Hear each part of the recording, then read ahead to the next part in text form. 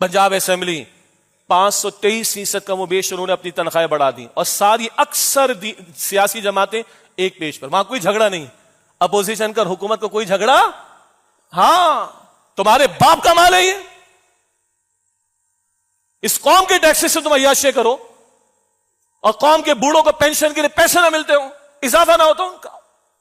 تمہارے ابا جان کے پیسے سے تم نے اضافہ کیا ہے، جواب نہیں دے رہا اللہ سبحانہ و تعالیٰ کو۔ نیشنل اسمبلی 100% اضافہ تنخواہوں کے اندر، ان کی تو گاڑیاں کروڑوں کی ہیں، یہ پیریڈ بھی نہیں ہے ان کے لیے۔ Why then for an increase for you؟ 2-4 غریب غربا ہیں جن کو میں جانتا ہوں، چھوٹی جھوپڑیوں میں رہنے والے، شاید وہ کسی اسمبلی کے اندر ہوں گے، ادروائز تو کروڑوں کی تو ان کی گاڑیاں ہیں۔ اور میں نے اس جگہ بیٹھ کر کئی مرتبہ کہا، کوئی جج، کوئی فوج کا جنرل، کرنل، کوئی بیوروکریسی کا آفیسر، کوئی نیشنل اسمبلی پروونشل اسمبلی کا فرد کھڑا ہو کر کہے بھائی میں یہ تنخواہ نہیں لیتا، میں واپس کرتا ہوں،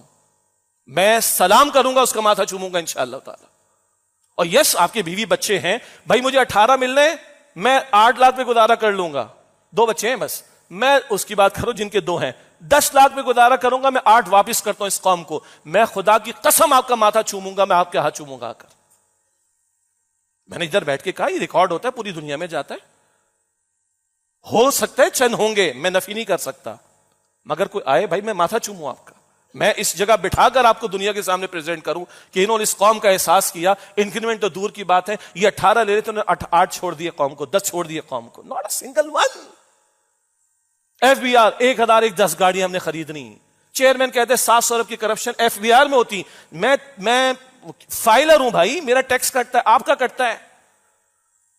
بزنس کمیونٹی اتنا ٹیکس نہیں دے رہی جتنا آپ اور میں سیلریڈ پرسنز دے رہے ہیں،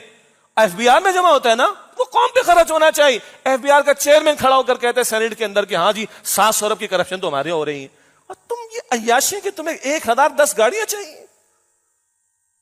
استغفر اللہ۔